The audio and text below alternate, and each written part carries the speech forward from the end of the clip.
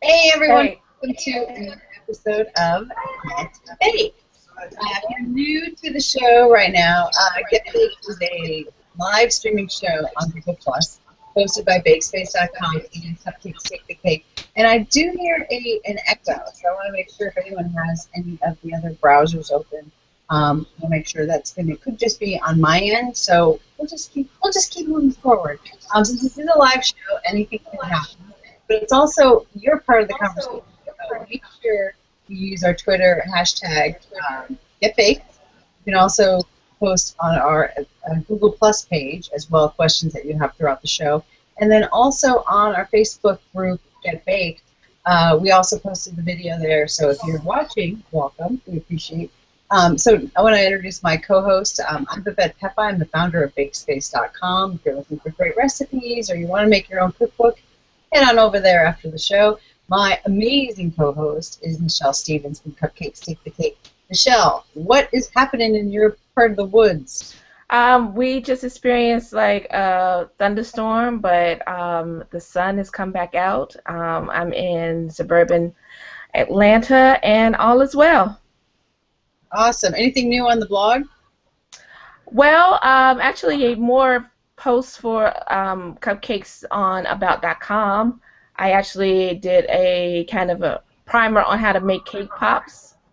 And I'm working on a post that I'll have up before the end of the day about how to make sprinkles homemade. So that's what's new.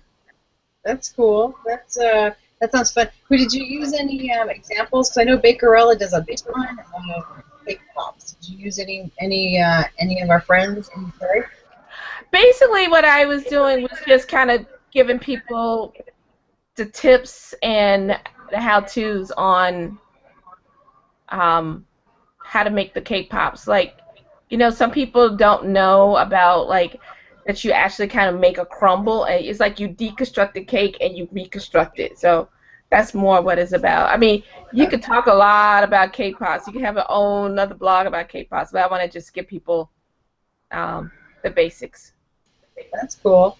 Are you doing any cupcakes? Since the topic is cupcake. Oh, sorry, I didn't mean to start talking about other things. Oh, yeah. Nutella cupcakes. Ooh, That's on cupcakesabout.com. Pink grapefruit cupcakes. Summer other summer citrus cupcakes. So I'm looking for more summery flavored, seasonal flavored cupcakes. very cool. Well, I'm gonna definitely check that out. And also, everyone, if you're checking out about.com, Michelle does their cupcake content there, so that's really fun. And about.com is also the sponsor of several of our tech munches, so we like to support them. I want to talk about our guest, Annette Starbuck. Starbuck, I always want to say Starbucks with the S. Do you get that a lot, Annette? All the time. And everybody always asks you, do you get free Starbucks? Now, since I am hearing the echo a little bit, I want to make sure our producer kind of investigates and finds out where that's coming from. Annette, tell us a little bit about your bakery and tell us a little bit about how you got started into cupcakes. And why cupcakes? Well, Could have been anything. You could have baked cakes, you could have baked pies. What made you get into cupcakes? well, I started this 4 or 5 years ago, and I actually started from cupcake camps, and I just did it for fun with my stepmom. And then I don't know, I really just enjoyed it, and I was an accountant at the time, and accounting is boring, and baking is a lot more fun. So I just, started doing a lot of charity events, and my husband was in a band at the time, so we did a lot of, for like Universal City, and we did a couple for the Grammys and stuff like that. Just kind of like gave it away for free and just did it for fun. And I can do big cakes, and I fondant and all that stuff, but as far as cupcakes, I chose that because they're small. I could play with the flavors a lot.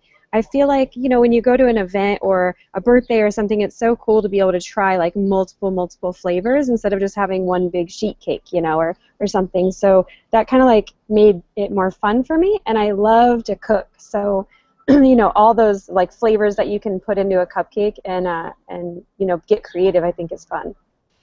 I was at a party last night, and there were mini cupcakes there, and there was also a cake. The mini cupcakes were great because exactly that. I was able to kind of sample a few things. And my husband goes, can I have a bite of, can I have half of your cupcake? And I looked at him, I was like, no. I was like, you know, I still believe in this show. I don't know what you think, but everyone keeps saying, like, cupcakes are dead. I think they will never die.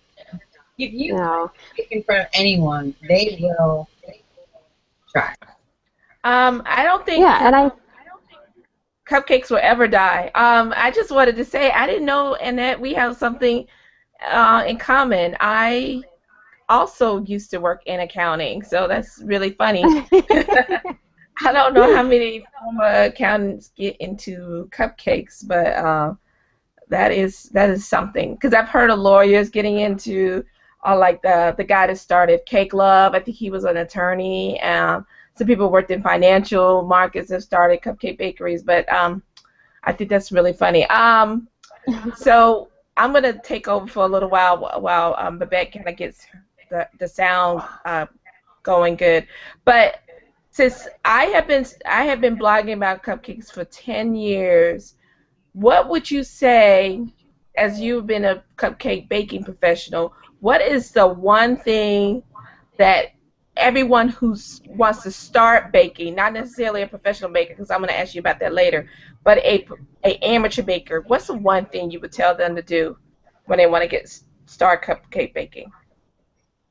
I think mostly is learn to bake from scratch, because I know a lot of when I first started, I did like box mix, and just kind of doctored up, and until I actually was going to go on Cupcake Wars, I started baking from scratch, and I think that it is really easy to do, and it makes a world of difference in your product. So I think that, and also don't be afraid to like try out new flavors, or go with like what you feel like is a good flavor, because it's going to be your bakery and it's your product, so you want to make sure you represent you. Otherwise, you're going to get bored doing it, or you're not going to like to do it as much. So I think those are like the two things that I would say.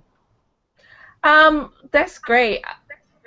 When you mentioned box mixes as opposed to working with scratch baking, a lot of people think that scratch baking is so much difficult, but you can mess up with scratch as much as you can mess up with the box. I think the only difference is like with the box, it's like everything is kind of already measured out for you, and the scratch, of course, you have to measure out all your dry ingredients, but it's a shortcut, but really when it comes to the quality of taste, it's not worth it. I think that box mixes have their place, especially when you're doing something else like cake pops. Not to talk too much about cake pops, but I think when you want to take a shortcut when you're doing other things and the cupcake isn't the end goal, then I think a box mix works good. Yeah, I agree too. But like, for us, because we do cake pops and all that as well in our store, but we do it like we make these little tiny cakes and we cut them. So we do like these little 6-inch cakes and we cut them out. And so all the scraps we use for the cake pops. So it's kind of like we still get all of our, we just kind of use whatever's left over as the cake pops. And that's actually a good idea, because I just saw a post that Cake Spy did on Craftsy or on her own blog, where it talked about how to reuse leftover cake, and cake pops is actually one of the ways. Also, you can make trifles and all these other things. So tell us about what makes Goody Girls unique as far as Cupcake Bakery, and what are like some of your fan favorites? I think that for the most part, every cupcake bakery has their own kind of niche, and we do a lot of Swiss meringues, which I don't see around a lot. And so we it's one of my personal favorite kind of frostings, because it's lighter, it's less sweet, but you kind of do have to, have a taste for it, because some people, if they get it, they're kind of like, what is this? It's not whipped cream and it's not buttercream, and so we just have to like let them know that it is a lighter, frosting. But we do a lot of stuff like that. We do a lot of more not savory cupcakes, but not so sweet, because I'm not, huge into just like a full bite of sugar. I know like we do frosting shots and stuff like that too, so if you want to get your dose, you can. But But you know, like I said before, I really like to cook as well. So I try to really incorporate, if the cupcake is going to be sweet, then I pair it with, you know, a not so sweet frosting. Most of all of our cupcakes have some kind of filling. We do everything from scratch. So whether it's our fudges, our, you know, caramels, all of our fillings, pretty much everything is from scratch. The only kind of thing that we would do from scratch is something like, you know, a classic that you just can't replicate, you know, like grape jelly. I mean, you can't replicate Welch's grape jelly. So it's like, if we're going to do a peanut butter and jelly, you got to stick with the classic, you know? Can you tell people what Swiss meringue is for the uninitiated? A Swiss Sure, meringue it's frosting. yeah, it's pretty much egg whites just whipped up, and you add a ton of butter in it. So you know, make the sugar and the egg whites together over a stove, and then you incorporate colder butter to make it kind of come together, and that's pretty much it. And you can add a lot of stuff to it. You can add all kinds of fruit purees. It holds a lot more liquid to it. So if we're doing some kind of like alcohol frosting, instead of using a buttercream where you're adding tons more powdered sugar, we'll do a Swiss meringue, because you can add, you know, a quarter of the bottle and never have to add more sugar to it. So you get that really punch to it. Now you're speaking my language with the alcohol. I've been wanting to do alcohol-infused stuff for a really long time. I just put headphones on, which I didn't realize the headphones, I got these special ones, but I didn't realize how much they pop out of my ear. So it'll be interesting to see some of the screenshots from the show. Annette, you won season 3 of Cupcake Wars. How did you go from like amateur baker to starting your own store to actually getting on Cupcake Wars? What was that experience like? So I was approached at a charity event from one of the producers at Cupcake Wars, and this charity event, mind you, this is a great story. I did, you know, the doctored up box mix because I wasn't baking from scratch. It was a charity, you know, no big deal. I was just doing it for fun. And she came over, she's like, oh, these are one of the best cupcakes I've ever had. And I couldn't like tell her, you know, they're pretty much box mix, but thanks. And so, you know, so I was like, oh, okay, cool, thanks. And she's like, you know, you should really be on a show. And I kept thinking, it's LA. Sure, they say that, but they're never going to call, you know. And sure enough, like Monday she called and she was like, okay, this is what I need you to do, and I need you to do an audition video, I need you to do this and that. I'm like, okay. And like a week later they called and said, yeah, we want you on the show. We're going to film in like 2 weeks. And then I'm thinking, I don't even know how to bake from scratch. You know, like all I know is like doctoring up box mix from here. So every day when I got home from accounting, I literally was like, okay, flour, sugar, baking powder, like what can I do, you know? And I just honestly just learned how to bake a few cakes just to kind of go in with, you know, like a buttermilk, a vanilla, a chocolate. And I was like, all right, so I think whatever they can throw at me, like I can go with one of these. So that's kind of what I did. And then as far as that, like we knew obviously the show doesn't air for a little while, so we knew that we had won, and just decided we wanted to start small, and I rented a kitchen, and so we built our first store out, and it was all prepackaged. It was just a very small storefront in Glendale, and we rented this big kitchen, and we just kind of started small, and I think that's a huge thing because so many people think that you can't just start small. You have to open like a full kitchen and a full, you know, blown everything. But we did that, and we learned a lot of lessons, and we were able to like play with flavors and you know, really master our baking down before we went to a bigger build out, which is what we have now. So I love that. It's like you baked it till you made it. For those of you who are watching on YouTube, remember you can leave a comment on our page or on Google Plus or on BakeSpace.com or on Facebook, wherever you're at, our friends. We will get to your questions for sure throughout the show. The show's an hour long total, so we've been about 15 minutes in now. So we're going to start talking about cupcakes and some tips. So if you have any specific question that matters to you, make sure you post a comment or subscribe to our YouTube channel. And we'll get that question asked or answered. I'm sorry. I'm a little hungover from last night, so I'm catching up a little bit today. We had a really great time. I ate a lot of cupcakes, and it was a birthday party, so we had a good time. Now, let's talk about when you were on Cupcake Wars, since we just talked about that. Were there any baking tips that you found under pressure that, like, you learned, like, what not to do, or like people who are going to go on to Cupcake Wars, or if they're going to be in the kitchen and they're going to be having to make cupcakes, was there anything that you were like, oh, I should have not have done that, or I should have done this? I think for the most part, it's kind of like just watch your time, and also don't let them scare you, because what I found that was different was when I was baking in my own kitchen, you kind of can go at your own pace and make sure everything's perfect and right. And then, when you're on set, there's like, 20 different cameras, there's people running after you. I mean, and sometimes it gets a little scary, and you're trying to open an oven and a camera's in the way, and you're like, can I open it? Can I not? So just like throw the oven door open and whack the camera. It's okay. And just kind of, do stuff like that. There was, a couple things you get a little nervous, like when I was cutting some things, like I dropped the knife at one point, and I don't think I've ever dropped a knife in my life. And, flambeing stuff, just be really careful, because they like the action, but sometimes they try to make it, seem, hey, she caught something on fire, and you're like, I'm just flambeing over here. So I think just, watch your time, because that was a big thing for us in our second round. We literally almost did not make it. And also, I think use commercial kitchen stuff before you go, because I had never used a commercial oven, a commercial fridge, nothing. And I think it was the second round, and I don't think they showed this, but the second round, we were done with our cupcakes maybe a minute beforehand, and I was nervous one of the frostings would fall off. So I put it in the fridge really quick, and when I went to grab them out right before, I was, two-handed grabbed them out, and the kitchen door, like, swung and, like, flung them off the plate, and thank goodness we had frosted, like, a few extra on the side, and we just hurried up and whipped them on the plate. So have extras.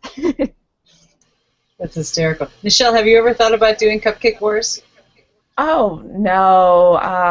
I couldn't take the pressure, but I think it's really interesting as you talk about using the commercial kitchen stuff, because, when it comes to baking, a lot of times people are so used to their own stove, their own oven, their own appliances. So even if it wasn't for Cupcake Wars, if they were to bake in a different place, they kind of get thrown off. So I think that's good advice to tell people to practice, and probably have a timer with them if they're practicing at home or wherever. I think that probably be good advice too. Michelle, we have a BakeSpace member who was in the Pillsbury Bake Off, and she had a waffle recipe that she created.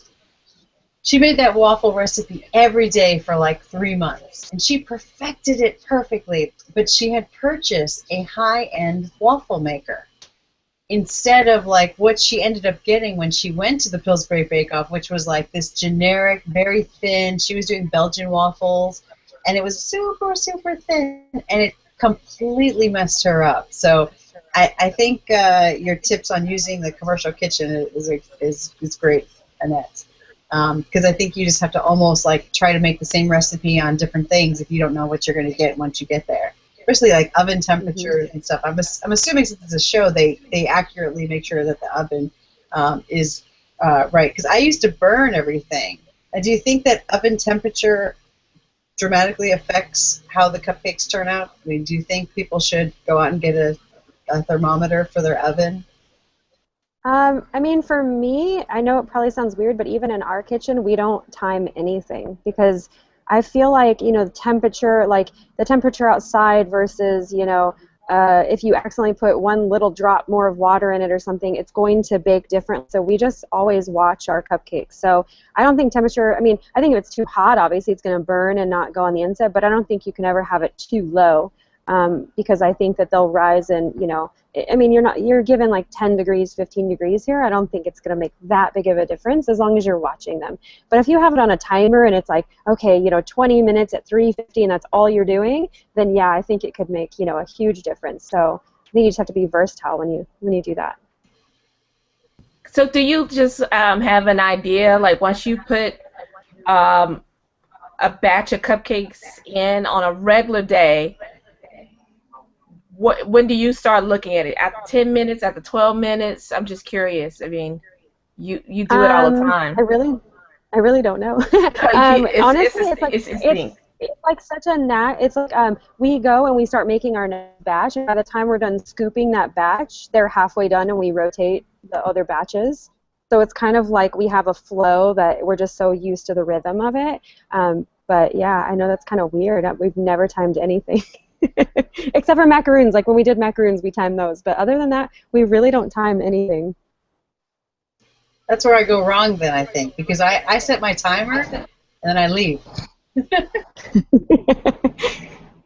Now, let's talk about batter. Any tips that you have for like a classic cupcake recipe of like which ingredient do you have to really watch out for? And also maybe can you talk a little bit about pans, like what's the best type of pan to use? So maybe break that up into two things because those are two big topics. But can we talk about some of the ingredients that go into like a classic cupcake? Anything that we should watch out for? Well, for us, we use all butter, so that's like huge for us. I know a lot of people use oils as well or whatever else. So cakes actually do tend to be a little bit thicker. So, you know, when you come in, like our vanilla cakes are going to be more like a European style. They're going to be heavier, not as like, you know, box mix, for instance, uses oils and stuff like that. So you're going to get this, you know, tremendously light cake. So it just kind of depends on, you know, how you like it. I just like a really full, thick cake. And then, so that's like our main ingredient. So we always start with butter. If I ever find a recipe that's like oil or something like that, I'm like, I have to make it with butter, you know? I think our red velvet was like that. I almost refused to put red velvet on the menu because I'd never tasted one that I liked. And all the recipes were like oil, oil, oil, oil. And I'm like, I hate oil. So I just sat there for like 6 to 8 months and literally just butter this and butter that. And finally, like, I like it. So, you know, I just put it on you finally from perfecting at that. So for me, it's butter. That's like the classic. You can't go wrong. And then as far as like baking pans, we tried so many. I mean, I used to get frustrated as a you know, home baker because I would see when I went into the commercial kitchen finally, all these bakers would use those big, you know, like 24 or 30 whole cupcake pan, and I could never get them to bake tall enough. You know, they always like flattened out, and they always like were like these, you know, kind of wide cupcakes. So we use like the generic 12 pan home baker. I love like the gold ones, like kind of light gold, because they tend not to burn the cupcakes as much or get them as dark. For vanilla especially, you know, the darker the pan, the more kind of like darker the cupcake's going to be. So that's what we like to use. Here in the show, we have a few people who are tuning in on Twitter. I just want to give a shout out. Kathleen DeCosmo, who was just at Tech Munch in New York City, which is really cool. Figtails also is tuning in as well and says, I love that Annette Starbuck grew. Goody girl cooks slow but steady. It's okay to start small, which is super cool. And then Kathleen said, I agree. Starting slow and steady is smart and lays a good foundation. Also, they were all sharing as well. The Moon Muse, also on Twitter.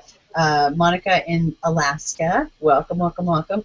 She's saying it's not too late to join, and she shared the video, which is super cool. Also, Figtails shared it as well. So folks are tuning in. We got News Baking on Twitter as well. And Toto Cupcakes also posted. A whole bunch of folks who are following Cupcakes reposted our show as well. And then Joanne Yana also tweeted it out as well. So we thank you guys for watching. If you guys have any questions, of course, use the hashtag GetBaked. We'll follow it. We're also following the YouTube channel, the Facebook page, pretty much everywhere. So if you have any questions. Now, is there, because like red velvet, we've had a red velvet show. Is that your number one flavor, or what is your number one flavor of the cupcake shop? It's either red velvet or anything chocolate. So that's the biggest. But I think red velvet or our classic black and white, those two probably go hand in hand together. Is your black and white chocolate cake with a vanilla frosting, or is it more like a black and white cookie? Like, you know, it's the black chocolate cake, and then we do a vanilla bean Swiss meringue, so we make it light on top. Okay, yeah. That sounds great. And to your point about butter, I've scratch baked with butter and also with vegetable oil. I've talked to some bakery owners, and they solely use vegetable oil. I guess, do you think one is more other than taste? Is one more shelf stable than the other? That's what I thought they were using it. I don't know if they ever said they use vegetable oil because it's more shelf stable, but I'm just curious if that it might be one reason why. I don't think so, because when you cook the butter, it's kind of the same thing. It Okay. turns down to an oil, or like, you have dairy and milk and stuff in there anyway. But I think a lot of people use it because it does produce a fluffier cake. Okay. And also it freezes and goes in the refrigerator. So for us, we can't we can't put anything in the fridge. So if you were to take our cupcakes home, and I tell people, if you put them in the fridge, imagine what butter does. It's going to solidify. So you now have all these butter pockets, in your cake that are solidified. That makes it even harder. Versus like oil doesn't, solidify. So you put it in your fridge and it's still, you can cut right into it. For us, it has to thaw. It has to, come to room temperature again.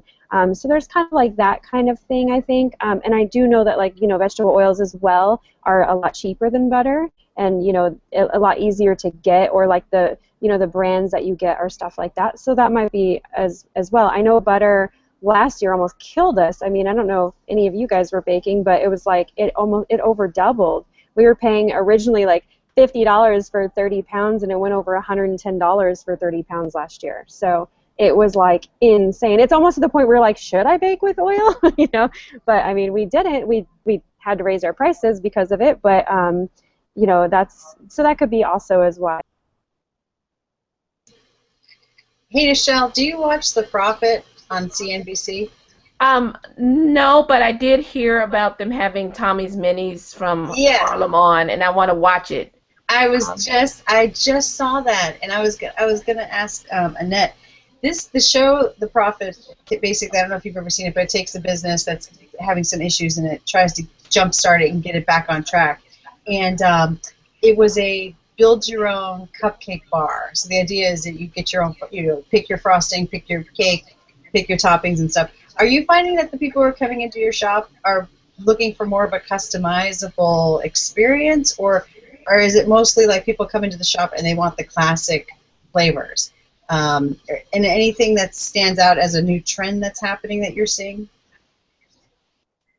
I think when it comes to people coming in, I think they do a variety. It just depends. A lot of the kids like to stay with the classics, and then a lot of like the adults that come in, they want to try something, more fun or a little upbeat. We haven't really gotten the customize your own at all requests, other than just, hey, maybe could you put this chocolate frosting on, this cupcake, but not really like you're trying a whole new thing of flavors. But we also, we switch up our flavors every 2 days. We have different cupcakes, and we also do like our monthly flavors. So we always have good variety rotating out. I think that keeps people interested. And then, if we do special orders, we can pretty much customize anything that we have in the store. So if you want like our Nutella frosting on a red velvet cake, like we'll do it for you, So if you order in advance, you can do stuff like that.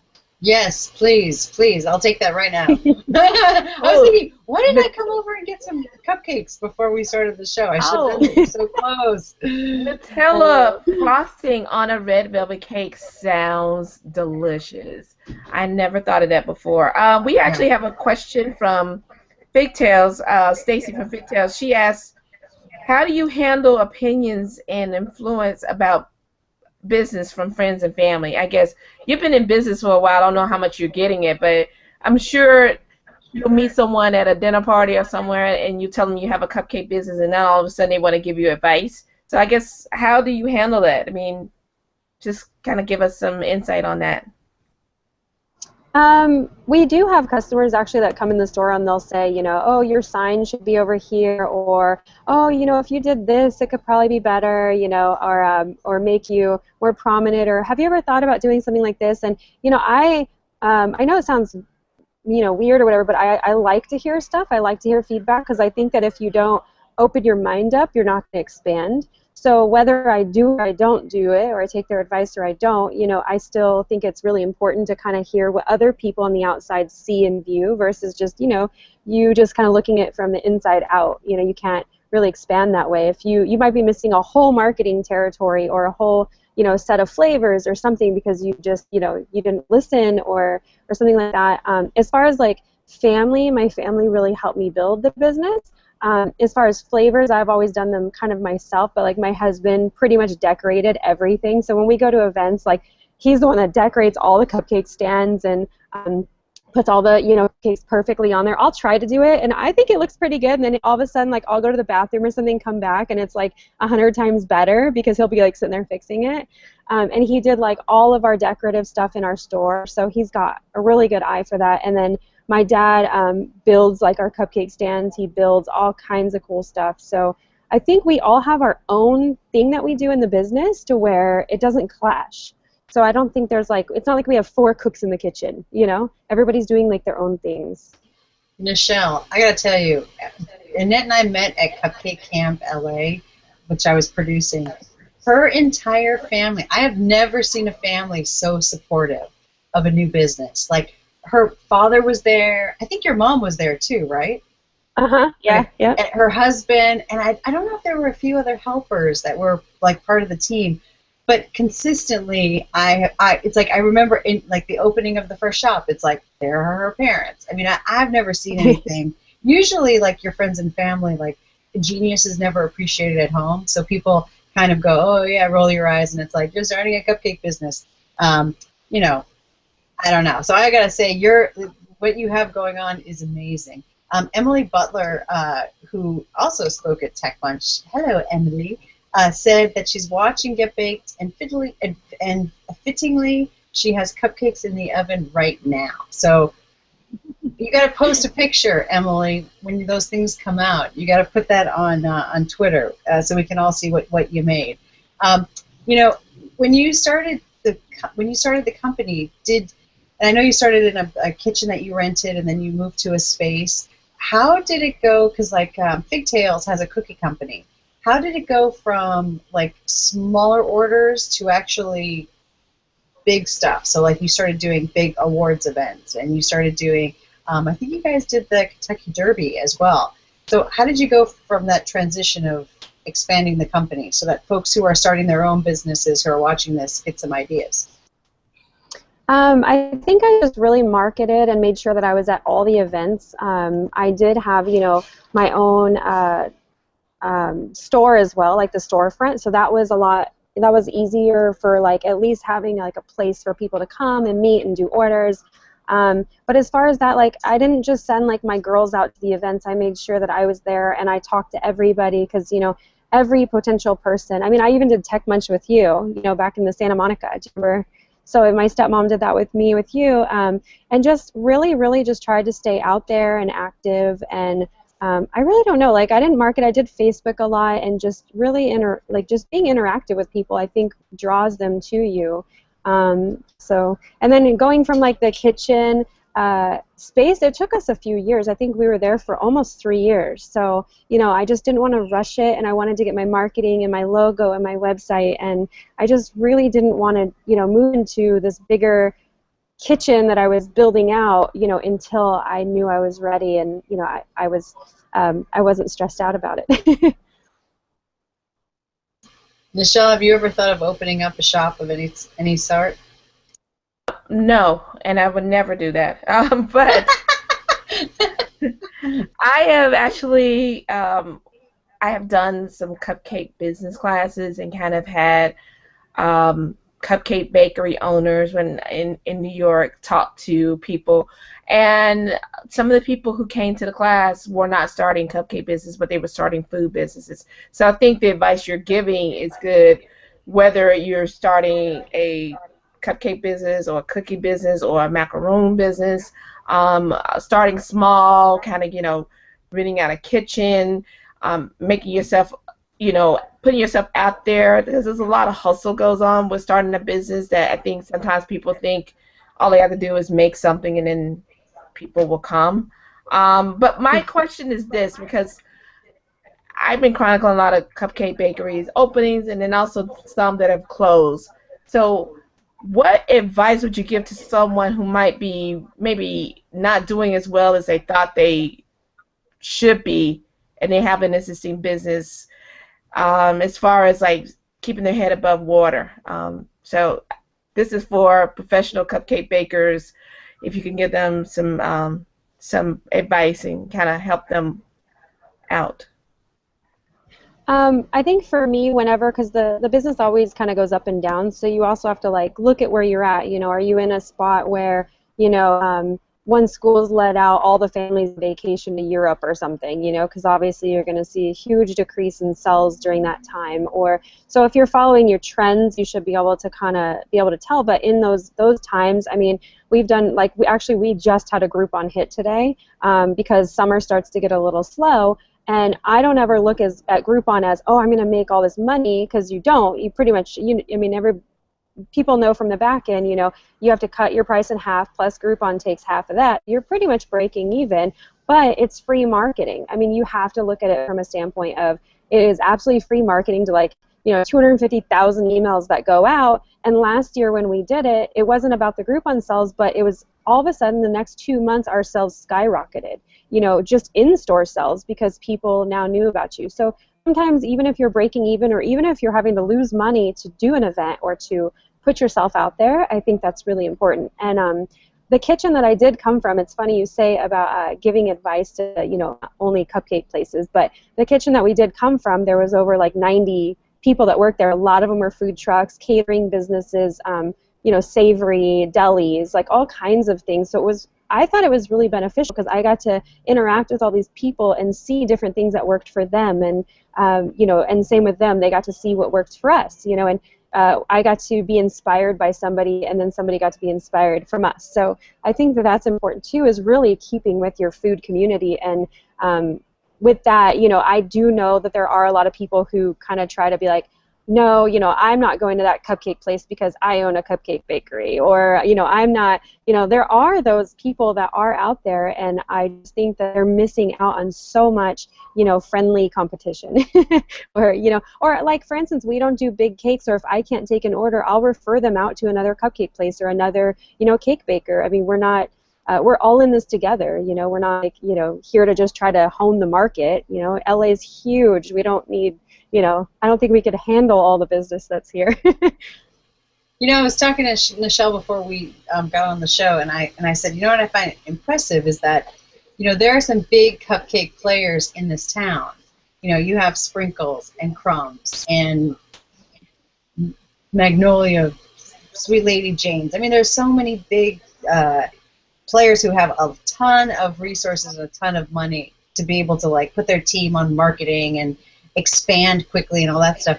How do you fit in that world? Like, how do you fit in the space of LA Cupcakes? Like, how do you, because you're still dominating where you are, but you're keeping up with these big players. Any advice you have on, like, what maybe is working for you that maybe some of the other small time, you know, like the smaller family-run businesses that want to expand, like how you've started expanding to multiple shops, how do they go from where they are now to where you are now? Does that make any sense? Hopefully it does. Yeah, well, I think we're kind of lucky in LA, because so many people in LA love, like, local. They would support their local bakery over Sprinkles, Crumbs, or whatever any day. I mean, Sprinkles just opened here at Americana, where I'm at right now, and we were right down the street, and we didn't lose any of our business. You know, so it wasn't like them opening, they didn't steal any of our business from us, because everybody, sometimes even if maybe they don't like your product 100% better, they'll still support you because you're in their town. The biggest thing for us as well was where we went with our last shop in La Cañada. I refuse to pay for marketing. So magazines, newspapers, all that, I will not do it. The only thing that I do is I give to the schools. I donate cupcakes. I give to their charities, their raffles. I mean, these are parents, teachers, you know. We sponsor the softball teams to get their jerseys. Stuff like that makes a difference to these kids, or like makes a difference to the families, and then you're in their community as well. They're going to help you back. You know, it's going to come back around. So that's what's been really helpful. When Girl Scout season comes around, we buy Girl Scouts from all the Girl Scouts to make our Girl Scout cookies. You know, we do the tours in our shop, and we let them, you know, get hands-on a little bit. And we just really try to be interactive with our community. You know, we don't need to do you know, something in Beverly Hills, for instance, because we're so far over here. Even though it's nice, you know, to do something, and we definitely would, we really try to stay within our community as much as possible. That's great. And in fact, almost everything you said, I suggested to people really mind their local community. It's really important. And also, especially when you get it started, is to get involved with like nonprofits or something like schools, or I tell people that, you know, find out where there's um, fundraisers and stuff like that, and, you know, be the cupcake sponsor, because people who it tends to be the people who are involved in philanthropy or fundraising stuff like that. They also will pay attention to who the sponsors are and will patronize them, you know, going forward. So I think that you. If I ever do that talk in California, I'd definitely like to have you on, because you're doing everything right. Now, I want to ask you something else that is more like, what do you consider to be cupcake innovation? Meaning, like, what is the future of cupcakes? Um, is it different flavors? Is it drones delivering cupcakes? I'm just curious. What do you think is on the horizon? What do you think is on the horizon for cupcakes? Because we can kill the conversation that cupcakes are dead, but I just wonder what have you thought might be the future of cupcakes? I really don't think they're going to do much. I mean, a cupcake's a cupcake. You know, it's like cookies are still cookies from like way back when. You're just going to have like different flavors, and you know, you just have your own style and your own take on things. So I really don't know. I don't think they're going to change too much. You know, we have the big towers now, and you know, for the weddings, maybe people will just start having them more, you know, more and more at their events. Or but I mean, again, that's like at company events and weddings and birthdays, and you know, the smash cakes now, or you know, you've got gluten-free and vegan that we do. I mean, you have so many different options now with cupcakes. I really don't know where. I mean, protein cupcakes, maybe like the healthy cupcake side for all the bodybuilders. Maybe get in there. That would be good. Now, do you have any ingredients that you regret making a cupcake? Like trying a combination and you're like, oh, that didn't work. Oh, I don't know. Oh, yeah. Well, for Cupcake Wars, the last one we had to try to use mutton, so that was disgusting, and that's Ew. just a gross flavor anyway. So, I mean, yeah, like stuff like that's disgusting. And of course, like I'm not a whiskey person, so but both episodes that I did, we had to use whiskey. So of course, like that's horrible for me. And I always have to have the girls taste it, because I'm like, if it tastes like whiskey, we're good, you know, because I cannot stand the flavor of whiskey. But a lot of people do, so, you know, you just got to roll with it. That's hysterical. You know, before I started BakeSpace, I wanted to do a cupcake, oh, not a cupcake. I wanted to do a cupcake shop that was alcohol infused. That was like my little dream that I was going to do on Fountain or on Franklin, and because there's like this really cute little strip of restaurants, and the store owner like they would not rent it to me. They just wouldn't call me back, wouldn't do anything. So every time I go past that little space, I always think, you know, what could have been here? Is this really cool kind of concept? Are you finding that you know, there's a change in cocktails? Like things are getting a lot more sophisticated. They're getting, you know, flavors. People are trying really exotic flavors. Are you finding that kind of stuff where are you looking to like regular food recipes for inspiration on your cupcake pairings or cupcake flavorings, or any of those trends that you're seeing? Yeah, I do that a lot. We have like a chocolate pear goat cheese port wine, and I kind of do that. I take that from like a salad. You know, you like you know, goat cheese on your salad, and pears go in that salad and stuff like that. So I kind of took that from there. I do think though that I think we will see a transition to more not so sweet cupcakes, more gourmet, more sophisticated. The only people, like older people, that come into our store that buy the classics are the older generation that are used to, you know, the buttercreams and the really just sweet. Like I want to go to a cupcake place because I just want something really sweet right now. And you have our generation who comes in right now, and we're all foodies, and we're, you know, looking for the next best thing and looking for fun flavors. And then now we've got our kids that are going to grow up, you know, to these foodies, or this foodie era with farm to table and all this fun stuff. And, you know, it's going to, I think that's going to even, you know, result in something completely different down the line. What's the equivalent of farm to table for the baking world? What would that be like? Oven to flour to I don't know. Flour to oven? Flour to oven, I don't know. I guess. I mean, you still can be like farm, because like the dairies, you know, you buy fresh from the dairies and stuff like that. But yeah, that's funny. Oh, Annette, have you made rhubarb cupcakes? I never have, and I've only had rhubarb once in my life when I was young, and I loved it, and I don't know why I've never done something since. Because I've been looking for, some unusual flavors, and I've had rhubarb maybe once myself, and they just look like red celery to me. So I've been like hesitant. But I've had strawberry rhubarb pie. I've had it already prepared, but I never like dealt with it from scratch and made something. So it's something I'm curious about myself. Yeah, that's funny because the one that I had was like a strawberry rhubarb cobbler or something like that. So I don't know. Yeah, I've never actually cooked it. You know, we got a question from Twitter. Pigtail says, "Does Annette have a personal favorite that she wishes more people would try, but they don't?" And I think she probably means like some flavor combination or a flavor or a favorite cupcake. I think the blueberry pancake, which we actually just had, it was one of our Cupcake Wars winners. I just feel like maybe because we don't decorate it like a ton compared to like the other ones, when you come in, it's not all glitzy and glamoury or something like that. But I think it's so good. I mean, I don't know, but I'm a huge see. A lot of the cupcakes I do come from like my favorite foods, and I'm huge into pancakes. So I don't know. I think that one's a little bit gets left behind sometimes, and it's sad because it's so good. You know, if you like pancakes, the kitchen in Silver Lake has a pancake recipe that's delicious, and it has whole pears in it, like sliced, and then it has a caramel topping so it doesn't have like Mm. syrup. It's like a caramel syrup. It is so good. If I could make that into a cupcake, I would eat that every day, and it wouldn't be good, but it would be absolutely delicious. Now, are there some mistakes? Let's talk about things that as you started crafting your recipes and as you started working with ingredients. Are there mistakes that you made along the way where you're like, oh, had I known then what I know now, and anything that you think most home cooks do that's a mistake that they can learn a little bit from? The biggest thing for me was weighing ingredients versus cups.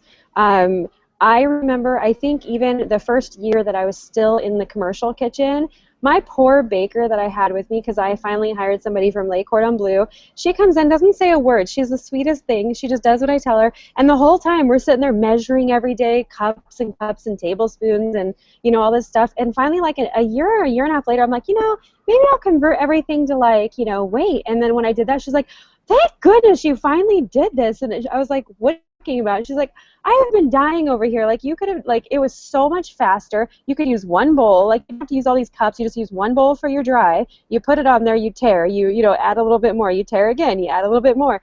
And I was like, why didn't you ever say anything to me? She goes, no, it's your business. I didn't want to, like, step on any toes. So that was huge. So once we switched over from doing cups and we went to weight, things come out so much better. They come out more consistent. We actually make our own mixes now, like ahead of time. So it's not like every day we're taking out the flour. We're like, on Sundays we have huge bins and we sit there and we just measure out all of our chocolate mix, all of our red velvet mix, and then it makes it that much easier when we go to bake. So like even home bakers could do that, instead of buying the box mix, just dedicate maybe once, every couple months to weighing out your ingredients and storing them in a little, container, and then, oh, I want like 6 red velvet cupcakes. You know how much each of them you need. You don't even have to bake 12 or 24, you can just bake 6. That's great advice. As far as weighing your ingredients, I think we've heard that several times on Get Baked. It's not that expensive to get a digital scale, so it's kind of no excuse. But the whole idea of like preparing your mix beforehand, it's almost like you're making your own cake mix. And then one of my favorite cookbooks is Desserts for Two, where you can they have a lot of recipes for like 2 or 4 cupcakes and stuff like that. So once you already have your mix together, you just want to make one cupcake, you can just do that. That's a great idea. Yeah. That sounds It sounds so sad. Like one cupcake. You have to have a cupcake with your friends. If you make 5 of them, then give them to your neighbors. You can't just make just one. What's wrong with you? You're like the anti-cupcake person right now. A mug cake, I mean, the one you can make in the microwave, I've done one of those, but most of the time, no, I'm not making one cupcake. I've never done that. That mug cake. That sounds really good. You know, Figtails just said if you're in LA, head to Goody Girl Cooks and get the blueberry pancake cupcake for me. Oh, that's so sweet. And then they also, everyone is retweeting your the great tip about ingredients and making them in advance. Now. Nichelle, I want to make sure we have about 10 minutes left to the show. So if anyone has any questions, make sure you post it on Twitter with Get Baked or on our YouTube channel. Also subscribe on YouTube because every week we do a new show, and we have our other show, Kitchen Party, that's going to be coming back as well. And we're going to be adding a few other shows to our agenda. So make sure you subscribe. Let's talk about, because I know we said like some of the mistakes like weighing. What are some of the things that you discovered about cupcake baking, like through this process of doing it professionally versus like when you were a home cook? Like, did anything kind of make you go, "Oh, I had no idea"? Like, are you now thinking of ingredients that other people like, so it's not necessarily like your personal choice? Because I bake like 2 types of cupcakes: a coconut that I really like and a chocolate one. And I wouldn't dare bake anything else because those are the ones I like. So how weird is it to bake for other people now? Wow, that's a crazy question. No, I think it's fun because I've always been like a hostess at heart. So, and I've always been very experimental. Thank goodness my experiments typically work. Crossing fingers because I'm probably going to say that now and like my whole kitchen's going to explode tomorrow or something, but you know, they come out relatively good. I mean, and I think that also having the store, you get such a variety of people that one person may not like it, but the next person will. I mean, I think on our Yelp page, our Camina is always the seal, which is our Swiss, is one of my favorites. But so many people don't like the Swiss. So it's kind of like, oh, I got this cupcake, and I don't know what it is. Like, this frosting is weird, you know? So I always, you know, it's always somebody's personal. I almost switched that one, too. I started doing strawberry buttercream, and then the people that loved the strawberry Swiss were like, what are you doing to our cupcake? I'm like, I don't know. I'm just trying to make everyone happy, you know? So you can't make everyone happy for sure. So just stick with you know, your heart and your soul and what you like. So like Bebet, you know, you would make a chocolate coconut cupcake and that would be yours, you know. I don't know. I think that's what you have to do. You know, you mentioned frosting. Any advice you have for making frosting?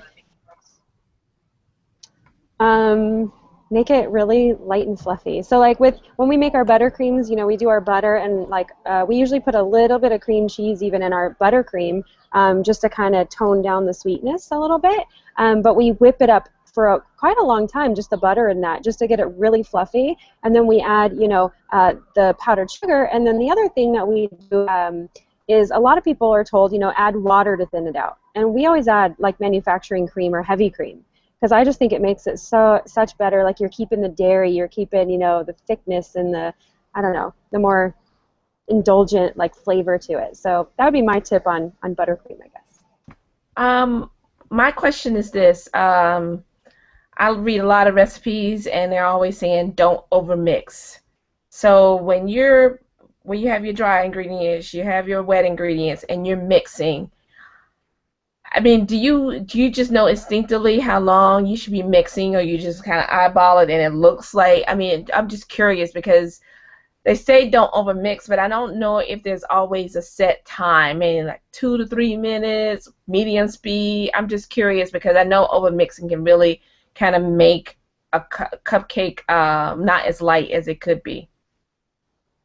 Yeah, I think that for me, it's kind of like that's the part where you put like half your dry ingredients in with your wet, because then you're leaving that other half out, so the glutens in that other half hopefully aren't going to be overmixed.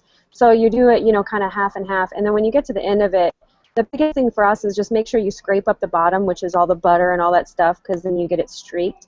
And then you just, I mean, for us, it's maybe like 2 minutes on a medium speed, but you start to know your batter, and it just looks incorporated. You want to stop. You know, you don't want to have it on high speed and you're rushing it, but then if you have it on low, it's going to take forever. So it's like, you know, you start seeing the butter go into it, you start seeing the eggs go into it, and when it just looks like a nice, pretty consistency, you know, you can stop right then. And just we usually go over it one more time, you know, lifting all the butter up at the bottom. What I found is if you don't do that, when it bakes, the butter actually rises, and then it creates like this crust on top, and it's, you know, it doesn't look pretty, and it's just like a butter crust. So you have to make sure it's incorporated. But yeah, I mean, that's a good thing, because to everybody, over mixing is different. Hey, Annette, when you were a home cook, so I'm not as a professional baker now, but as a home cook, and maybe there's some tip that you have that the professional bakers know about that would help home cooks achieve this. But where's the best place to get your ingredients for baking? Is it to go to Whole Foods? Is it to go to a specialty culinary area that people should start considering? There's one in like Culver City. I forgot what the name of it is. But I walked in. Surface. I walked into Surface, and I was like, what the hell is this place? It was amazing. It was like a baker's dream or a culinary dream. Should home cooks try to go to a place like that, or should they just stick to their grocery store and they should be able to find everything they need? I think it depends on what you're baking. I think like Smart and Final, for instance, I know you don't need a membership there. Costco will do, you know, the big flours and powdered sugars and stuff like that, so you can actually get your price break on you know, your generic supply. But as far as like your gourmet, I mean, I'm constantly going to different places. You know, one supplier doesn't have this, but I love it so much I have to go, you know, over here to get it. So yeah, like Surface is great, but I mean, again, it's pretty expensive. But there's Jane's, which luckily there's a place called Jane's Cakes and Chocolate, and I know the name sounds weird, but it's just a baking supply store, and they give a good discount to bakers, people in homeschool or in like Lake Cordon schools or stuff like that, and it happens to be like 3 doors down from us. So for me, it's really nice because they carry a lot of the stuff that I love, and with the discount, it's like just like if I were to purchase it somewhere and pay for shipping, you know. So we always support them. There's also, I think there's a place in the Valley, and I mean, it's so nice because now you can go online like Amazon, or I mean, you can get so many ingredients online, King Arthur ingredients, to really try out anything. But I think if you know, stick with your local grocery store, you're not going to get those, you know, gourmet flavors, the chocolates that you get there. I mean, you know, you can use like Ghirardelli's and Hershey's, but if you want, I mean, we use like Cocoa Berry is my favorite, Calibo Cocoa Berry. You know, Bev, you know who they are. And so like those are my favorite, and I cannot get away from those kind of chocolates. So I seek them out and I make sure I get those. So, you know, there's some things that you can, you know, get at Smart and Final or Costco, and then there's other things I think is really worth going and looking for. We did get a question. Oh, we did get a question on Twitter from Pigtails. She says, or she asks, do you reward your customers, like punch cards, birthday rewards, anything like that? Yeah, so we have this awesome app, and it's called Loyalty Blocks. I think it's like $50 or $60 a month, something like that. The cool thing, which I love about it, there's all kinds of loyalty apps, and you can get them for free. This one's really like a push-to-phone. So everybody who signs up, like let's say we're having a deal, we decide like, oh, we're going to put a special flavor on the floor right now. Whoever signed up, I can do like a kind of like a little kind of, you know, push to their phone, so it pops up on their phone like as a message. And it also rewards them not only punches when they come in, but they're also like gold members or bronze members or silver members, and then they also get like percentages off depending on how many times they've been to the store. So we try to really incorporate like loyalty rewards. Do you ever see like the same customer and you're like, You were here on Tuesday. I think, yeah, we see a lot of that, but I think the funniest thing is like during Lent or something, or like right after the New Year, they're like, oh no, I can't come in, like it's my New Year's resolution, and then like 2 days later, they're like, it's for my husband. You're like, it's the same cupcake you always get. Or like the husband will come and be like, don't tell my wife I was in here, I'm not supposed to be here, We're like, okay. So it's kind of like, like barbershop talk. It's like you still get those cupcake people like that. It's fun. That's hysterical. Now, we have like a minute left to the show, so I want to make sure folks know where they can find you. So if they have questions, if they're watching the show, if you're watching on YouTube, post original play, where can people find you? What's the best place to interact with you and ask questions? So online-wise, you have our Facebook, which is Goody Girls, and then you have Twitter, which is Goody Girl Cooks. You can always go to our website, thegoodygirls.com, and there's a comment form at the very end, I think, under Contact Us, and it comes directly to my personal email. So I pretty much get back to everybody that does that for that way. And please check out the website because we just redid it, and I'm pretty proud now. It's really amazing. So, and also, just come into our store. So we're in La Cañada, which is, up by Pasadena, and come visit us. And I love it. And we, we have this big viewing kitchen, so you can come and you can watch the bakers and everybody, work and do fondant and yeah. I think that, Michelle, you should come to Los Angeles, and then we'll take a road trip there. Okay. we'll eat our way through like every flavor. Michelle, do you have anything to add before we sign off? No, I don't have anything more to add. Annette, it's great talking to you. You've given some great advice for both professional and amateur bakers. Every time I think I've learned everything there is about cupcakes, I learned something new today, especially about baking with butter and Swiss meringue, because I don't think I know any. You're the first baker I know who uses Swiss meringue regularly, as opposed to like maybe for like a catered event or something like that. So that's good to know. So thank you so much for being on Get Baked today. Thanks for having me.